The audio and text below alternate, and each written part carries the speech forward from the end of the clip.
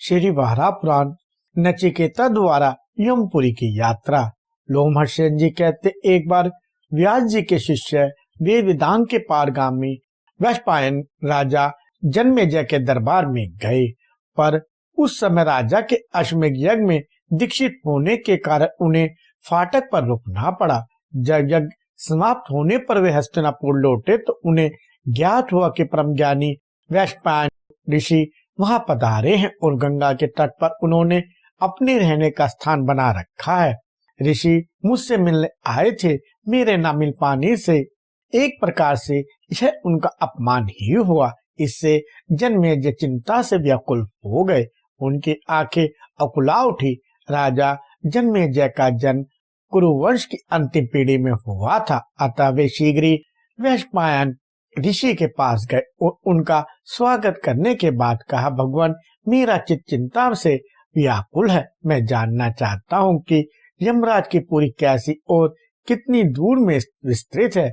मैंने सुना है कि प्रेतपुरी के अध्यक्ष धर्मराज बड़े धीर हैं और संपूर्ण जगत पर उनका शासन है। प्रभु, कैसे कर्म किए जाएं कि वहां जाना ना पड़े। वैशंपायन जी बोले, राजन, इस विषय में एक पुराना इतिहास सुनाता हूँ, सुनो, जिसे सुनते ही मनुष्य संपूर्ण पापों से मुक्त हो जाता है। प्राचीन समय में उद्दालक नामक एक वैदिक महर्षि थे। उनका नचिकेता नाम का एक तेजस्वी योगाभ्यासी पुत्र था। संयोगवश उसके पिता उद्दालक ने एक दिन रोष में आकर अपने इस परम धार्मिक पुत्र को शाप दे दिया, दुर्मते, तुम यमराज की पुरी में चले जाओ। इस पर नचिकेता ने कुछ क्षण विचार कर फिर बड़ी नम्रता से अपने पिता उद्दालक से कहा, पिताजी, आप धार्मिक पुरुष हैं, आपकी बात कभी मिथ्या नहीं हुई है, अतः मैं इसी समय आपकी आज्ञा से बुद्धिमान धर्मराज की सुरमय नगरी में जाता हूँ। अब उद्दालक पश्चाताप करते हुए कहने लगे, तुम मेरे एक ही पुत्र हो, तुम्हारा दूसरा भाई भी नहीं है। मैंने क्रोध किया, इससे मुझे अधर्म, निंदा अथवा मिथ्यावादी कहलाने का दोष भले ही लग जाए, परंतु बस अब तुम्हारा व्यवहार ऐसा होना चाहिए जिससे मेरा उद्धार हो जाए। मैंने तुम जैसे सदा धर्म का आचरण करने वाले पुत्र को जो शाप दिया वह ठीक नहीं किया। तुम्हें यमपुरी जाना उचित नहीं है। उस पुरी के राजा वैवस्वत देव हैं। यदि तुम स्वेच्छा से भी वहां चले जाओगे तो वे महान यशस्वी राजा रोष के कारण कभी भी तुम्हें आने नहीं देंगे। और तुम्हें देखना चाहिए कि अपने कुल के भविष्य का संहार करने वाला मैं प्राय नष्ट हो रहा हूँ।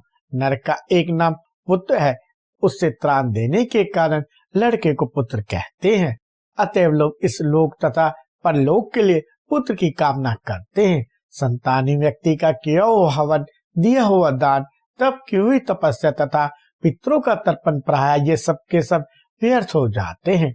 पुत्र, मैंने सुना है कि सेवा प्रयाण शुद्ध, खेती से जीविका चलाने वाला वैश्य, धन की रक्षा करने वाला राजसमूह, उपासना कर्म में निरत ब्राह्मण, महान तप करने वाला तपस्वी अथवा उत्तम दान करने वाला कोई दानी व्यक्ति भी यदि संतानहीन है तो वह स्वर्ग प्राप्त नहीं कर सकता। पुत्र से पिता को, पौत्र से पितामह को और परपौत्र से परपितामह को परम आनंद प्राप्त होता है।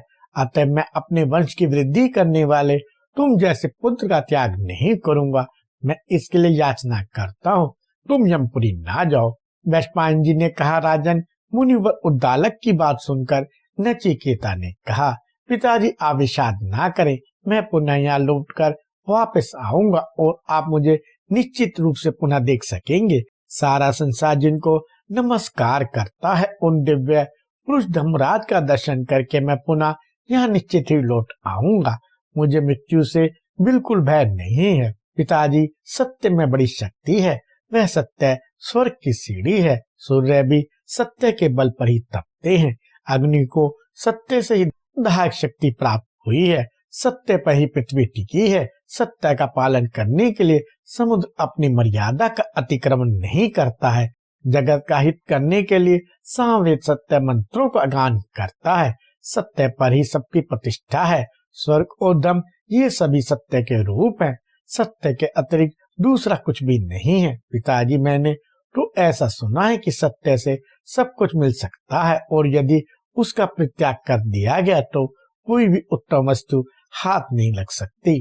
ब्रह्मा जी ने भी सृष्टि के आरंभ में यत्न पूर्वक सत्य की दीक्षा ली थी। सत्य का आश्रय लेकर ही और मुनि ने अग्नि को वड़वा मुख में फेंक दिया था। पिताजी प्राचीन समय में सर्वशक्ति संपन्न संवत ने देवताओं पर कृपा करने के लिए संपूर्ण लोगों को आश्रय दिया था। पाताल में निवास करने वाले बलि ने भी सत्य के रक्षार्थी बंधन स्वीकार किया था। सैकड़ों शिखाओं से शोभा पाने वाले महान विंध्य पर्वत बढ़ता जा रहा था। सत्य का पालन करने के लिए बढ़ने से रुक गया। संपूर्ण चर और अचर से संपन्न यह जगत सत्य से ही शोभा पाता है। गृहस्थ वानप्रस्थी एवं योगियों के जितने उत्तम दृश्यमान पालनीय धर्म है तथा हजार अश्वमेध यज्ञों का जो धर्म है उसकी यदि सत्य से तुलना की जाए तो सत्य ही सबसे बढ़कर सिद्ध हो सकता है। सत्य से धर्म की रक्षा होती है और रक्षित धर्म प्राणियों की रक्षा करता है। अतएव आप इस समय सत्य की रक्षा कीजिए। सुवत इस प्रकार कहकर ऋषिपुत्र नचिकेता यमराज की उत्तमपुरी की ओर चल पड़ा। तब एवं योग के प्रभाव से शीघ्र ही यमपुरी पहुंच गया। पहुंचने पर यमराज ने उसका यथोचित स्वागत सत्कार किया और कुछ ही दिनों बाद उसे वहां से वापस होने की सम्मति दे दी और फिर वह ऋषि कुमार घर आ गया। वापस आए हुए पुत्र को देखकर उद्दालक मुनि ने उसको दोनों बाहों से भरकर छाती से लगा लिया। उसका सिर सूंघा। उस समय अपार हर्ष के कारण पृथ्वी और आकाश में भी हर्ष ध्वनि होने लगी। फिर उद्दालक ने उससे पूछा, वत्स यमपुरी में तुम्हें कोई यातना तो नहीं पहुंचाई गई? उस समय यमपुरी से लौटे नचिकेता को देखने के लिए वहां ऋषि मुनि और बहुत से देवता भी पधारे।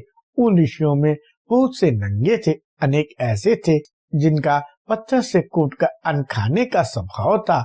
बहुत से ऋषि पत्थर से कूटकर अन्न भक्षण करते थे। बहुतों ने मौन व्रत धारण कर रखा था। कुछ ऋषि वायु पीकर रह जाते थे। अनेक ऋषियों का नियम अग्नि सेवन था। उस व्रत के वर्ती ऋषि धुआं पीकर ही रह जाते थे। समस्त समुदाय उस ऋषि कुमार के चार ओर खड़ा हो उसे देखने लगा। कुछ ऋषि बैठे थे और कुछ खड़े थे। वे सभी शांत, श्रेष्ठ, अनुशासित एवं शालीन थे। उन सभी ऋषियों ने वेदांत का सांगोपांग अध्ययन किया था। जब प्रथम बार यमलोक से आए हुए नचिकेता पर उनकी दृष्टि पड़ी तो उनमें से कुछ भय के कारण घबरा से गए तथा कुछ महान कौतूहल से ग्रस्त थे। साथ ही उनके हृदय में हर्ष भी भरा था। कुछ ऋषियों के मन में बेचैनी उत्पन्न हो गई तथा कुछ लोग संदेहास्पद बातें करने में संलग्न थे। फिर उन ऋषियों ने तब के महान धनी ऋषि कुमार नचिकेता से एक साथ ही प्रश्न पूछना आरंभ कर दिया। ऋषियों ने उसे बार बार संबोधित करके पूछा, वत्स तुम बड़े विज्ञ और गुरु के परम सेवक तथा अपने धर्म पर अडिग रहने वाले हो। तुम सच्ची बात बताओ कि यमपुरी की तुमने कौन सी विशेषताएं देखी और सुनी है? उपस्थित सभी ऋषियों के मन में इसे सुनने की इच्छा है। तुम्हारे पिता तो इस विषय को विशेष रूप से सुनना चाहते हैं। तात हमारे पूछने पर यदि कोई गुप्त बात हो तो भी विशिष्ट मानकर उसे स्पष्ट कर ही देना चाहिए, क्योंकि उस पुरी से सभी भयभीत रहते हैं। इस बात को प्राय सभी जानते हैं। इस माया राज्य में स्थित संपूर्ण जगत लोभ एवं मोह जनित अंधकार से व्याप्त है। चिंतन तथा अन्वेषण की क्रिया तो होती रहती है, किंतु जो हित की बात है वह चित्त पर नहीं चढ़ती। यमपुरी में चित्रगुप्त की कार्यशाली कैसी है? पुनः उनके कथन का क्या रूप है? मुने धर्मराज और काल का कैसा स्वरूप है? वहां किस रूप से विहादी दृष्टि गोचर होती है? कर्म विपाक का स्वरूप भी हम जानना चाहते हैं और यह भी जानना चाहते हैं किस कर्म से उससे छुटकारा हो सकता है।